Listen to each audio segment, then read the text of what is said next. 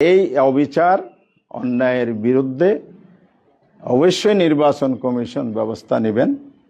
আমি আজকে সে দাবি করছি। আমি কমিশনকেও জানিয়েছি এবং আমার যত জায়গায় বলার সেটা আমি বলেছি। আমি অপেক্ষায় রইলাম ওনারা কি ব্যবস্থা নেন। দ্বিতীয় হচ্ছে, নির্বাচনী মনোনয়নপত্র যাচাই বাছাইয়ের শেষ দিন হবে 4 তারিখ। এখনও সুযোগ আছে এটাকে আবার শুনানির মধ্যে আনা। ওনারা বলবেন প্রভিশন নাই, কিসের প্রভিশন আপনি দেখান? ফেসিবাদের আমলের মামলা নিয়ে আপনি তামাশা করবেন আর আমার উপর আইন দেখাবেন। এই আইনকে আমরা জনগণের পক্ষ থেকে আমরা মেনে নিতে পারি না।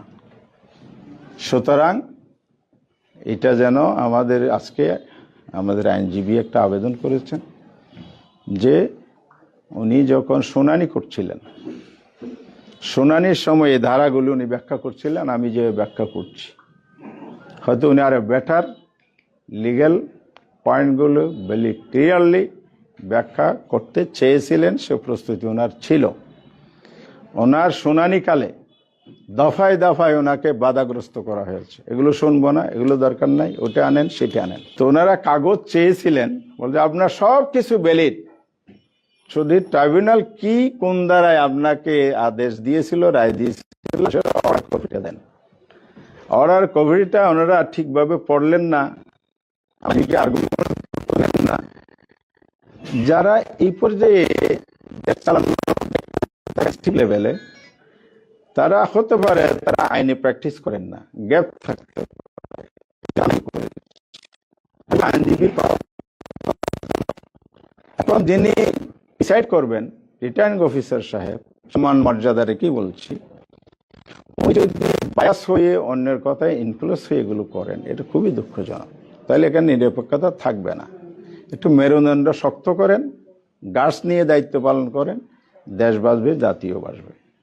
যদি এরকম পক্ষপাতিত্ব করে অন্যের দ্বারা বায়াস হয়ে কথা বলে, আবার এটাও আমি শুনেছি বিরতি দিয়েছে আধা ঘন্টা, কি চলা পরামর্শ হয়েছে, আবার শুনানি চলাকালে আবার কেউ কেউ অফিসারদের মধ্যে বলে যে একটু রাখেন আমি একটু কথা বলি, এগুলোও করেছে। আরেকটা খুব জঘন্যতম কাজ করেছে, বিরতির সময় আমার প্রতিদ্বন্দ্বী প্রার্থীকে ফোনে ডেকে এনে তার লোক এনে আবার একটা পিটিশন ওনা নিয়েছেন, যে পিটিশনটা শুনানির প্রথম দিকে ছিল না। তাহলে এগুলো সব যে পক্ষপাতিত্ব, বায়াসনেস, এটা আমাদের কাছে একেবারেই স্পষ্ট। সুতরাং আমরা চাই দেশে একটা সুন্দর নির্বাচন হোক, সুষ্ঠু নির্বাচন হোক। আগামী 12 ফেব্রুয়ারি এই নির্বাচনে দুটি নির্বাচনের ভোট আছে। একটা হলো রেফারেন্ডাম, সংস্কারের পক্ষে বিপক্ষে হানা ভোট, আরেকটা হলো জাতীয় নির্বাচন, 300 আসনের পার্লামেন্ট সদস্য নির্বাচিত করা, যারা আগামী দিনে দেশ চালাবেন। সেই জায়গাটার বড় আমানতদারির দায়িত্ব হচ্ছে প্রশাসন, যাদের হাতে পুরো ইলেকশনের দায়িত্ব। ওনারা যদি নিরপেক্ষ না হন, ওনারা যদি বায়াস হন, ওনারা যদি ফেসিবাদের দোসর হয়ে কাজ করেন, নির্বাচন বানচালের ষড়যন্ত্রের সাথে লিপ্ত হয়ে যান, তাহলে এটা জাতির জন্য বড় দুর্ভাগ্যজনক হবে। এবং আমরা মনে করি আমরা সরকারকে সবসময় সহযোগিতা দিচ্ছি, এটা আপনারা দেখেছেন, এখনও দিতে চাই। সুষ্ঠু একটা নির্বাচন হোক, এটা আমরা চাই।